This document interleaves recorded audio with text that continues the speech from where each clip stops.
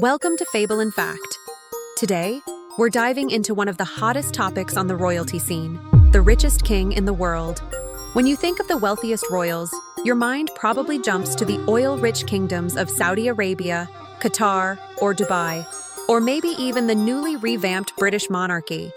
But hold on to your hats, because a 2021 report from the South China Morning Post flipped the script. The richest royal family isn't in Europe or the Middle East. It's in Thailand, a developing nation in Southeast Asia. King Maha Vajiralongkorn, also known as Rama X, sits atop a jaw-dropping $43 billion fortune. That's over twice the wealth of Saudi Arabia's King Salman, and nearly double that of Britain's King Charles III. And it's not just money that sets him apart.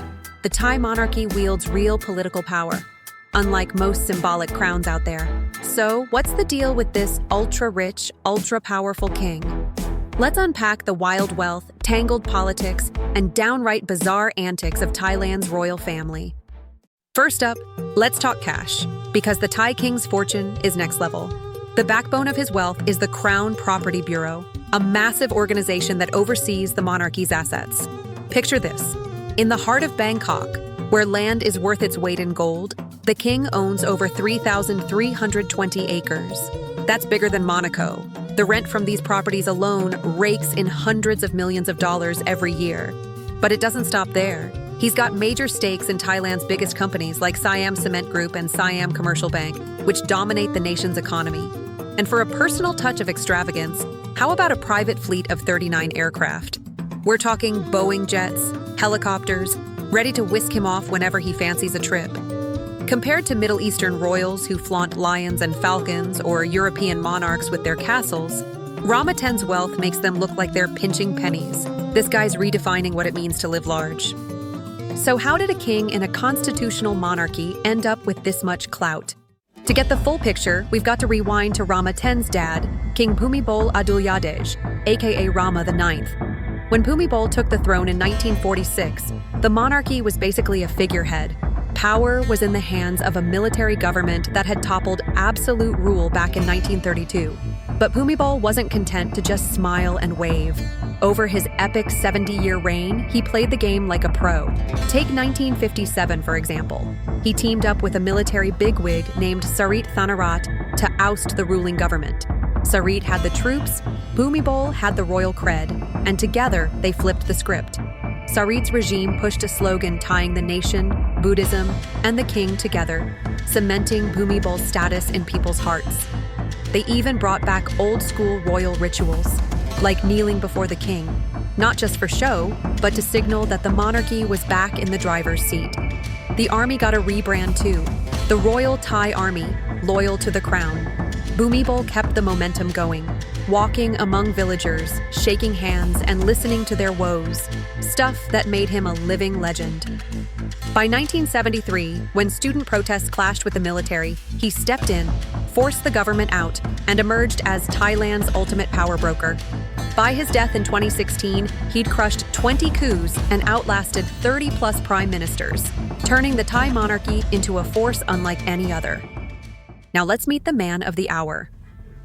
Born on July 28, 1952, Maha Vajiralongkorn was Bhumibol's only son with Queen Sirikit, making him the golden child from day one. Growing up, he was spoiled rotten. Rumor has it he couldn't even tie his shoes by age 12. But his dad had big plans. At 10, Maha got hooked on planes during a visit to the Royal Thai Air Force Museum and soon enrolled in a junior Air Force school. Bhumibol, a fan of Western education, sent him abroad to elite boarding schools in the UK and Australia. In 1972, he was named Crown Prince and shipped off to Australia's Royal Military College, Duntroon. Later, he studied at the University of New South Wales and racked up skills like flying jets, helicopters, and even bomb disposal. Back in Thailand by 1977, he was a 25-year-old hotshot, teaching pilots and commanding troops. For a minute there, it looked like he might actually live up to the hype.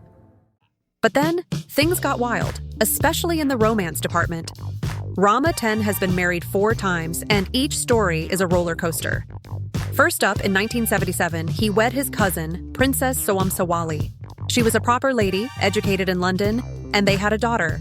But while she was pregnant, he was already stepping out with an actress named Yuvadita. He married Yuvadita in 1994, and she gave him 5 kids, 4 sons and a daughter. Then, in 1996, he claimed she cheated with a 60-year-old air marshal, kicked her and the boys out of Thailand, and revoked their titles. Only the daughter, Princess Sirivanavari, got to stay. Some say a monk convinced him she'd bring good luck. Next, in 2001, he tied the knot with Srirasmi Sawadi, a former waitress. They had a son, Prince Dipankarn, but in 2014, her family got tangled in a corruption mess, and he divorced her too. She ended up a nun, and her relatives went to jail. Fast forward to 2019. Just before his coronation, he married Suthida Tijai, an ex-flight attendant turned general. But wait, months later, he named Sininath Wongvajirapakdi his royal consort, the first in almost a century.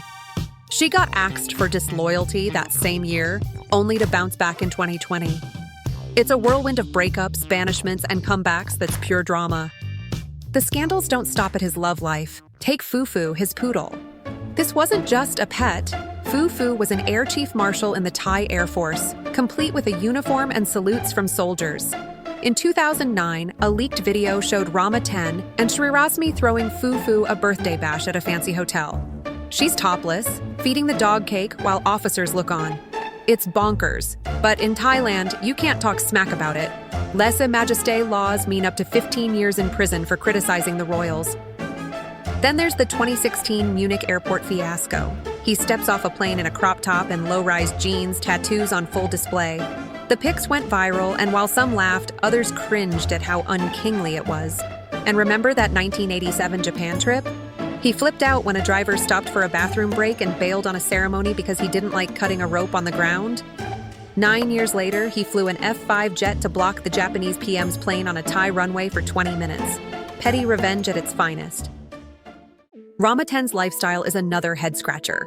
He's obsessed with Germany, spending chunks of time at a villa near Lake Starnberg or a luxe hotel in the Bavarian Alps. During the 2020 COVID lockdown, while Thailand struggled, he was chilling there with a crew of 20-plus women, some say including a friend of his daughter's. Protests erupted back home, but he didn't blink. He's got a 39-plane fleet to jet between continents, and he's been spotted biking around in crop tops, showing off his ink. He even tried to dodge German property taxes by calling his homes diplomatic assets. Germany wasn't having it, but he still got away with it. It's a lavish, carefree vibe that clashes hard with the traditional kingly image. So, who's next in line? Prince Dipankarn, his son with Srirasmi, is the official heir. But there's a catch. Word is, he's got learning issues. At Bhumibol's 2016 funeral, he was goofing off with his sister while everyone else mourned. At Rama 10's 2019 coronation, he fumbled a medal ceremony and dozed off during the festivities. Meanwhile, his eldest daughter, Princess Bajrakitiaba from Swamsawali, is a star, smart, accomplished, and loved. But Thai law favors males, and in December 2022, she collapsed from a heart issue. Rumors of her death swirled, though the palace denied it. As of late 2023, she's still out of sight, leaving folks worried. With an iffy heir and a missing princess, the future's looking shaky. Fun fact, many early kings, like Rama II, had Chinese roots thanks to immigrant ancestors like Zheng Xin, a half-Chinese general who rebooted Thailand after a Burmese invasion. That Chinese vibe still lingers in Thai culture. Here's the kicker. A prophecy says the dynasty ends after 10 kings. Rama X is number 10. Coincidence? Maybe, but it's got people talking, especially with all the current chaos. There you have it, the wild, wealthy, and wacky world of Thailand's Rama X. From a $43 billion empire to a life packed with scandals, he's rewriting the royal rulebook. Thailand's monarchy is at a tipping point, caught between tradition and a restless public. What do you make of this crazy saga? Drop your thoughts in the comments, and if you loved this deep dive, smash that like button, hit subscribe, and ring the bell for more epic stories. Thanks for watching.